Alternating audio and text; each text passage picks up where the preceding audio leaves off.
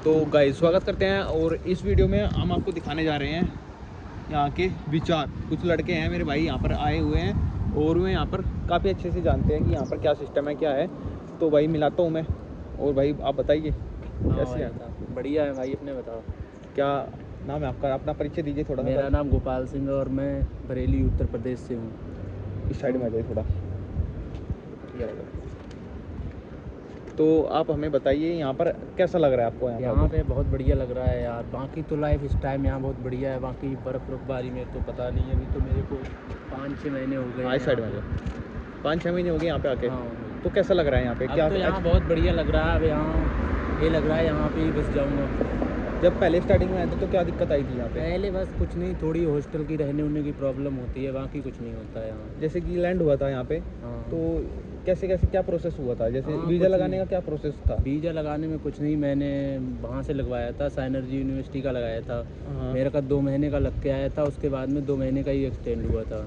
उसमें थोड़ी प्रॉब्लम हो जाती है प्राइवेट यूनिवर्सिटियों में। अच्छा। हाँ। तो मतलब गवर्नमेंट सही है? हाँ, गवर्नमेंट MSLU है, इनोवेशन है, यूनिवर्सिटी बढ़िया है। तो इनमें अगर एडमिशन कराए तो ज़्यादा सही है। तो मतलब जैसे आप वहाँ से अप्लाई किया था तो उसके कितने दिन बाद आपका यहाँ पे वीज़ा वगैरह आ गया? हाँ, 2-1.5 महीने के अंदर आ गया था वीज़ा वूजा, सब कुछ हो गया था।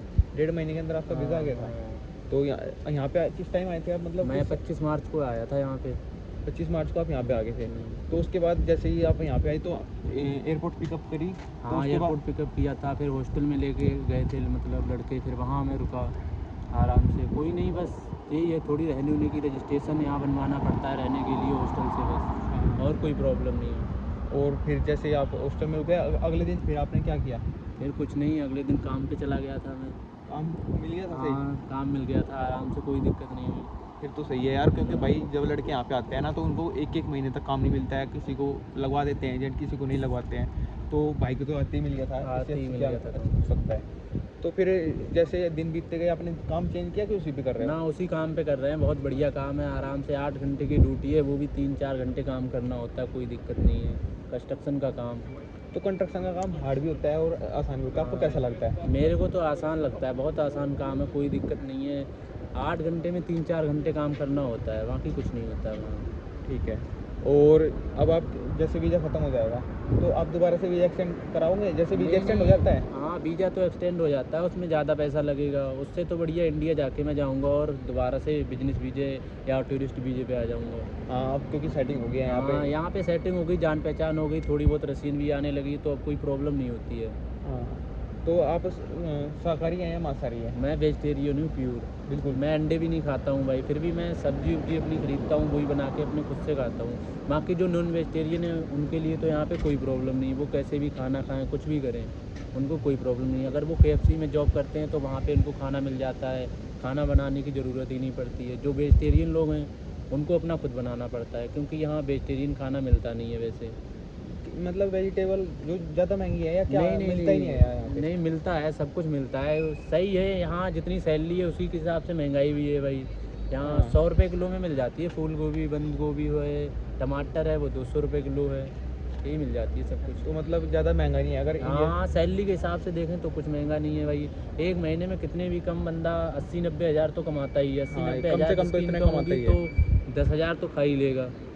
हाँ देखो, अगर इंडिया में भी आप कमा रहे हैं, अगर 400 रुपये आप कमा रहे हैं तो इंडिया में 5-7-10 रुपये किलो आ जाती है वो भी फल सब्जियाँ। हाँ, यहाँ तो 2500-3000 हज़ार कमाते हो तो ज़्यादा का ज़्यादा तुम्हारा 200 रुपये का पर डे का खाने का खर्चा आएगा बस। हाँ, तो मतलब सही है अगर एक हिसाब से देखें इस तो। हिसाब से देखें तो बहुत बढ़िया है। तो मतलब यहाँ के लोग कैसे हैं? क्या यहाँ के लोग तो बहुत बढ़िया हैं, इतने ज़्यादा हेल्पफुल हैं, वो बहुत ज़्यादा हेल्प करते हैं इंडियन लोगों की।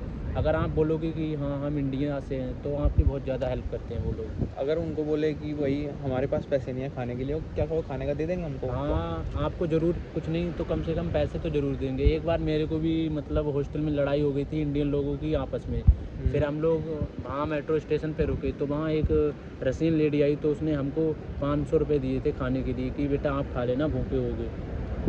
अच्छा लड़की वो जो लेडी थी उसने आपको 500 रुपये दिए कि कुछ खा लेना। कुछ खा लेना। देखो भाई कितने हेल्पिस्ट हैं ये, बहुत ज़्यादा मदद करने वाले लोग हैं। और इनके बारे में इंडिया में क्या क्या गलत बोलते हैं जाता है। लोग यार गलत बोलते हैं कि 6000 में रसीन आती है, ये होता है वो होता है, ऐसा कुछ नहीं है भाई। वो तजाकिस्तान के होते हैं, उज्बेकिस्तान की होती है, बाकी यहाँ की रसीन लेडी हैं आपको मिलेंगे इस्कॉन टेम्पल में। वहाँ आप जाओगे, वहाँ देखना आप कृष्ण की भक्ति में कितना ज़्यादा वो लोग करते हैं, पूजा पाठ इतना करते हैं। इंडियन लोग भी नहीं करते होंगे जितना वो लोग करते हैं। कल मतलब दिखाऊंगा आप लोगों को कैसा क्या होता है इस्कॉन में भी। हाँ इस्कॉन में जाएंगे। हाँ मैंने बात किया भाई से, तो इस्कॉन में लेके जाएंगे। वहाँ पे कृष्णा जी भगवान जी का मंदिर है और वहाँ पे में रसियन लोग ही करते हैं सारे के हाँ, सारे सारा पूजा। काम रसियन लोग करते हैं, पूजा करते हैं। वो लोग भंडारा भी करते हैं शनिवार को। तो भाई ये गलत है, ये नहीं बोलना चाहिए। इंडिया की जो सोच है ना, अपनी सोच बदलो, क्योंकि यहाँ की एक भी लड़की मेरे को तो नहीं लगती है कि यहाँ पे ऐसी होगी। ऐसा कुछ नहीं, वो आपस में ही उनका होता है, बस जो भी होता है अपने आप में करते हैं वो लोग भाई। ठीक है, अपने आप में तो हर जगह ही करते हैं भाई। हाँ। लेकिन यहाँ पे भाई इंडिया में भी होता है बॉयफ्रेंड गर्लफ्रेंड, सो यहाँ भी है बॉयफ्रेंड। बस इनके यहाँ ये होता है अपने मतलब है अपने आप से, बाकी कोई मतलब नहीं होता है। हाँ वो तो है ही। पर यार ये गलत है ना, इंडिया में बोलते हैं तो ये नहीं बोलना चाहिए। देखो भाई हर कंट्री के लोग इतने हेल्पिस्ट नहीं होते। जितने रसिया के हैं, बाकी इंडिया से, इंडिया का दोस्ती जितनी तगड़ी रसिया से बाकी किसी से नहीं है। इसीलिए यहाँ के लोग जब देखते हैं कि तुम इंडिया से हो, आपके लिए एक अलग रिस्पेक्ट हो जाती है इन लोगों के मन में। मैं गया था डॉक्यूमेंट बनवाने भाई, तो वहाँ उन्होंने मेरे से पूछा आप कहाँ से, तो मैंने बताया मैं इंडिया से हूँ।